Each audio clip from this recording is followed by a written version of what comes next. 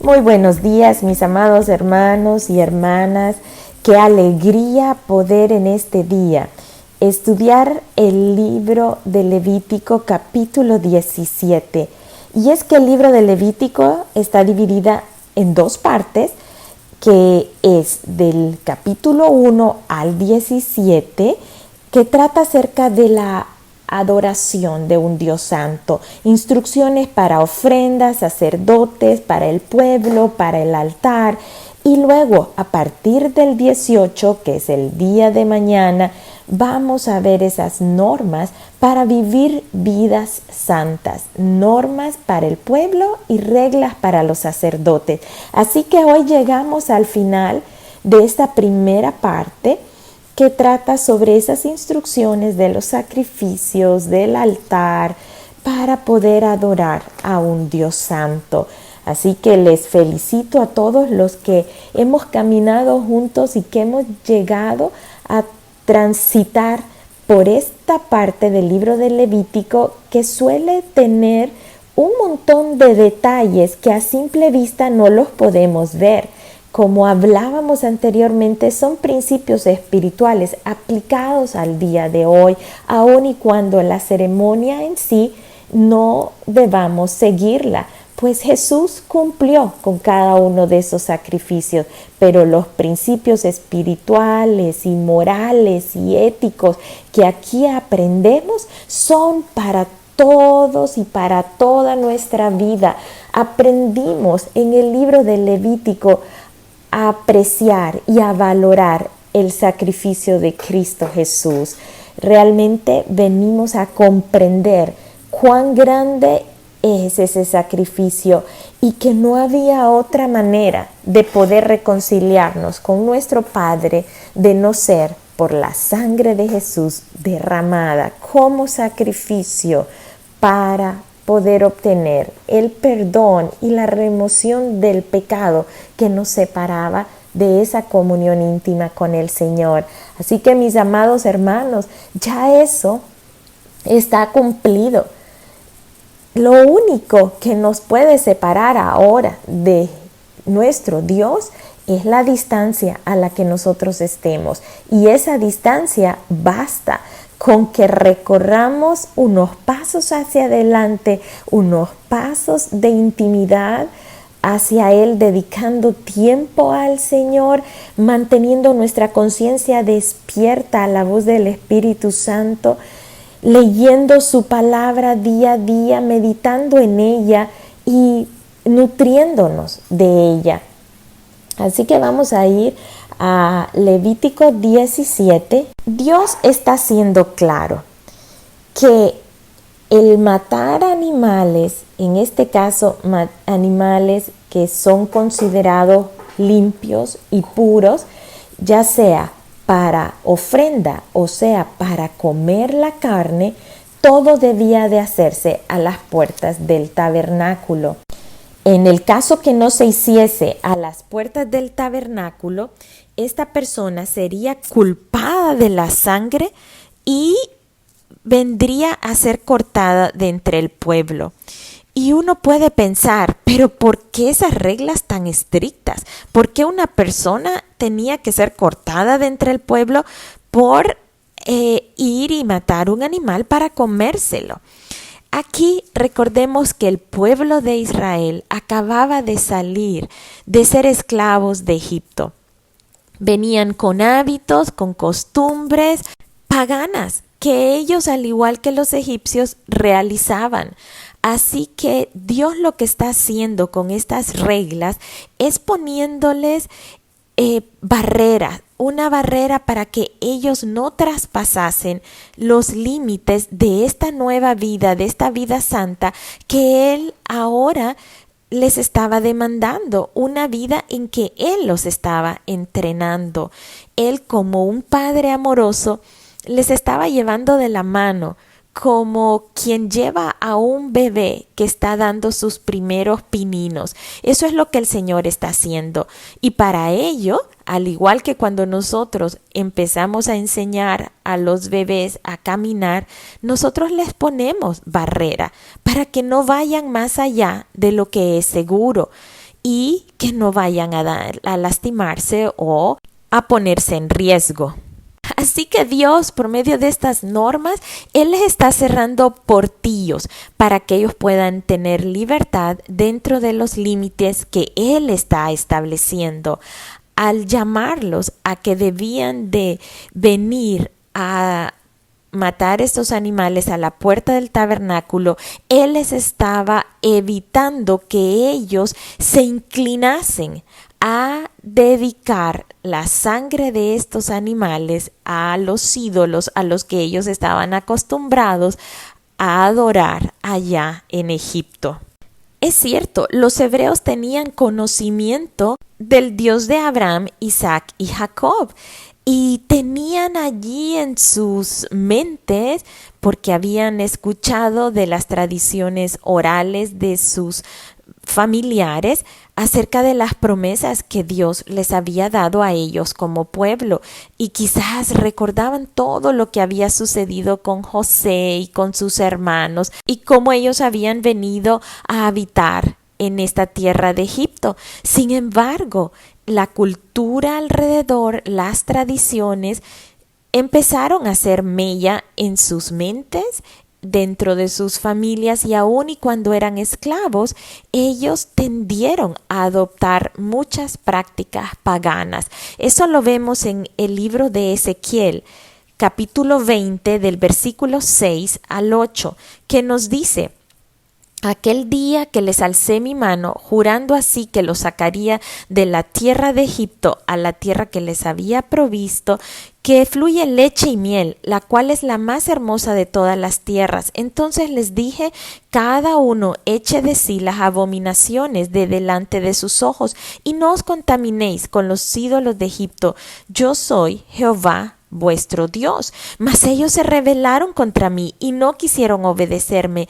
No echó de sí cada uno las abominaciones de delante de sus ojos, ni dejaron los ídolos de Egipto. Y dije que derramaría mi ira sobre ellos para cumplir mi enojo en ellos en medio de la tierra de Egipto.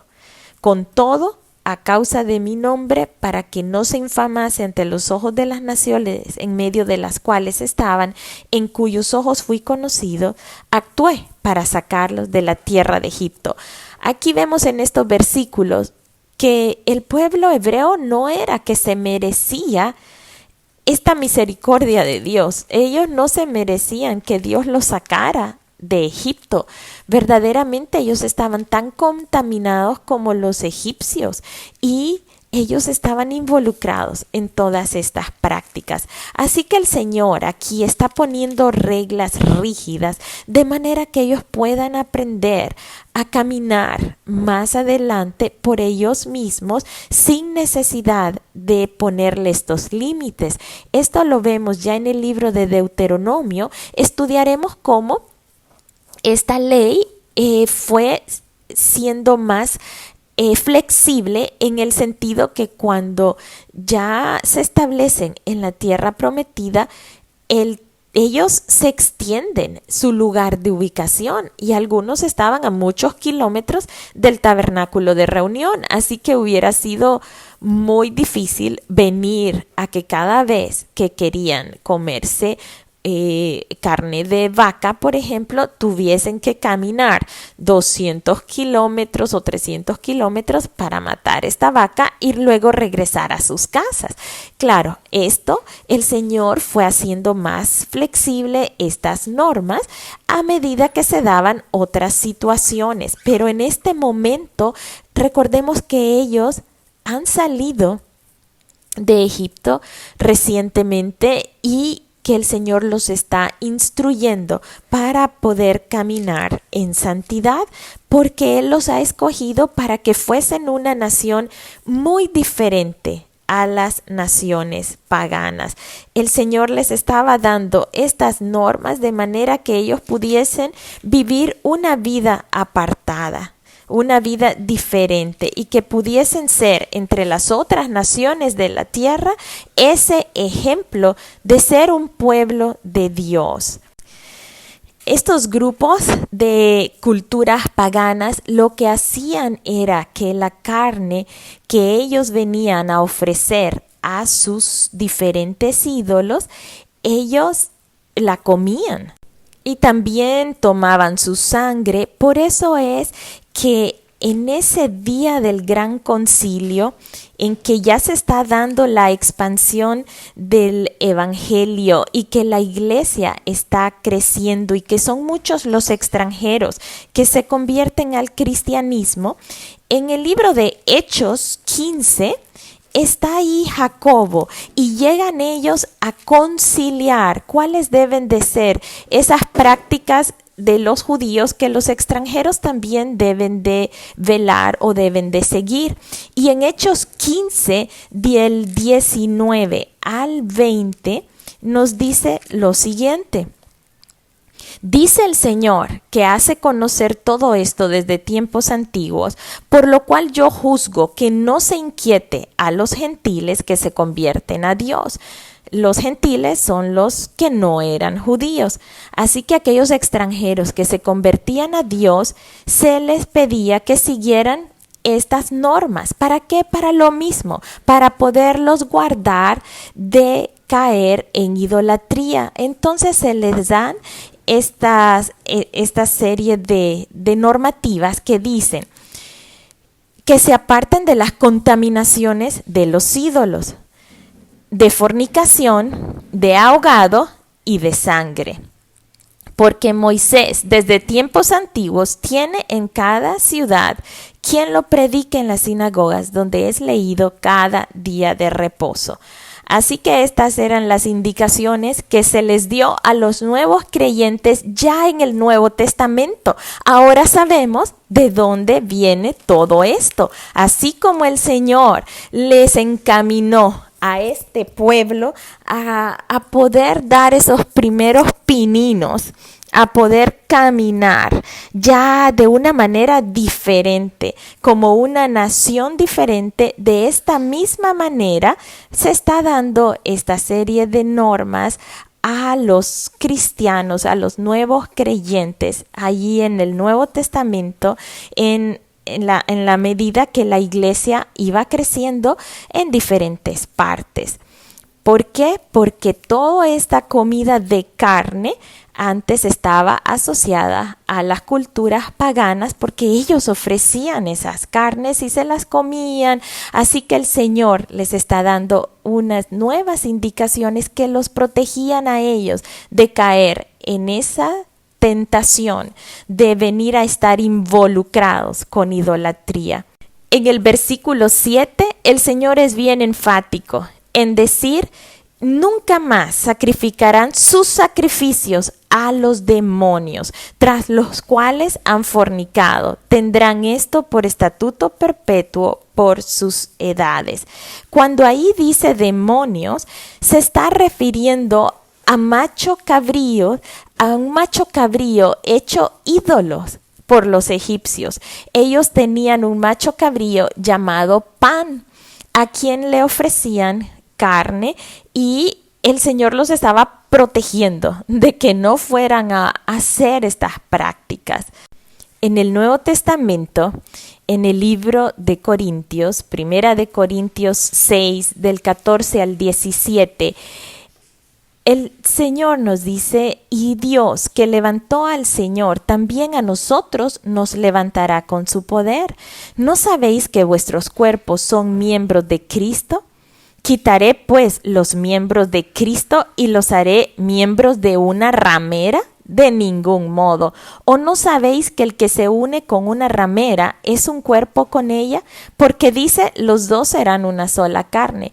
Pero el que se une al Señor, un espíritu es con el Señor. Huid de la fornicación. Cualquier otro pecado que el hombre cometa está fuera del cuerpo, mas el que fornica contra su propio cuerpo peca. ¿O ignoráis que vuestro cuerpo es el templo del Espíritu Santo, el cual está en vosotros, el cual tenéis de Dios y que no sois vuestros? Porque habéis sido comprados por precio. Glorifica pues a Dios en vuestro cuerpo y en vuestro espíritu, los cuales son de Dios.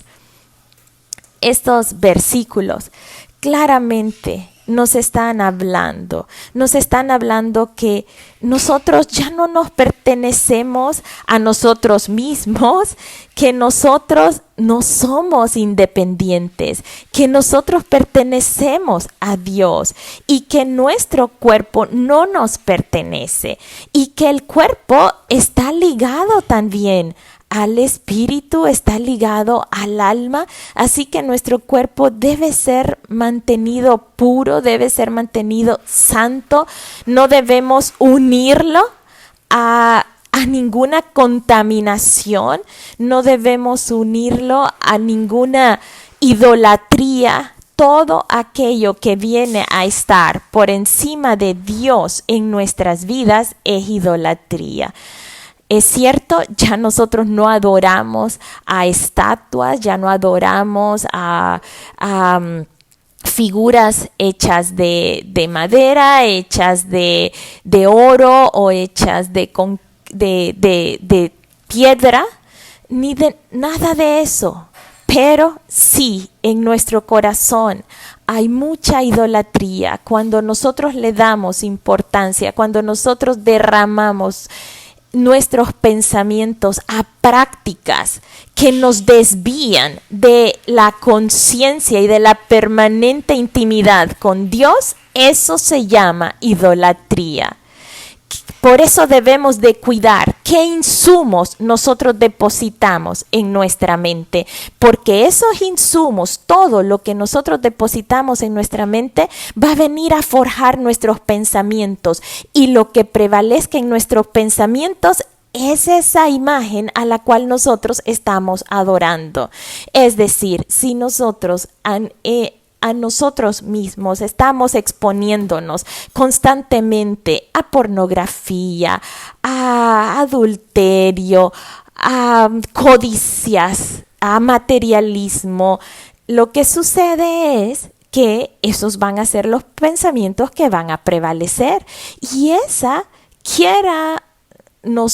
querramos nosotros o no, va a venir a representar una imagen tras la cual nosotros nos vamos a conducir, y vamos a venir a reflejar una imagen totalmente distorsionada de la imagen de Dios. Así que eso es idolatría. Y 1 Corintios 10:14 nos dice de manera directa: huid de la idolatría. Así que estos versículos del libro de Levítico vienen a ser una advertencia y vienen a recomendarnos y vienen a darnos instrucciones acerca de mantenernos limpios, de mantenernos libres de toda aquella contaminación que nos aparte del Señor. Y finaliza Levítico 17 hablando de la prohibición de comer sangre, porque allí está la vida. Así que la sangre debía tener un significado muy especial, refiriéndose a la vida de Jesús siendo derramada para el perdón de nuestros pecados. Con esto llegamos al final de la primera parte del libro de Levítico. Y es en esta primera parte en que hemos estudiado esas instrucciones especiales que Dios está dando para poder llevar a cabo una adoración que le agrade a Él. Estas instrucciones nos han mostrado la naturaleza santa de Dios y nos han ayudado a poder desarrollar una actitud correcta de nuestra cercanía al Señor.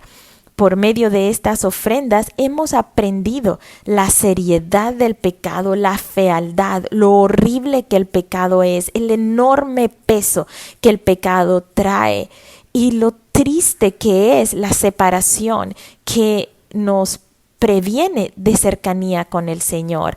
Así que es importante el llevar cada uno de nuestros pecados ante Dios para su perdón. Estamos viviendo en el mejor tiempo. Este es el tiempo de la gracia, el tiempo en que un solo sacrificio ha sido presentado, al cual nosotros podemos acceder por medio de la fe. Creyendo en ese sacrificio, creyendo en Jesús, entregando nuestra vida a Él, viniendo en arrepentimiento ante Él. Así que, mis amados hermanos, que Dios les bendiga, que Dios les guarde y proseguiremos mañana en la segunda parte del libro de Levítico. Y muchísimas gracias por caminar juntos esta travesía de la fe.